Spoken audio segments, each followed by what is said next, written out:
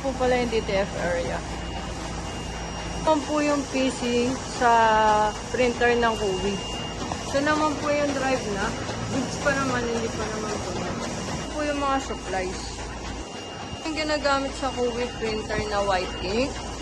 Ang capacity nito siguro mga 1 week na lang po. Ito po yung Brilliant White Ink. Ginagamit po siya sa crayon na printer. Ang capacity po siguro nito mga 3 weeks pa po. Ito po yung powder. Ang capacity naman siguro nito mga 2 weeks. Ito naman po yung CMYK sa DTF crayon. Siguro mga capacity nito mga 3 weeks po. Ito naman po yung CMYK sa DTF Kuwi. Siguro capacity na ito mga 3 weeks rin po. Ito po yung table. Ito pong PC ginagamit po siya sa cutter po. Ito po yung Kuwi printer.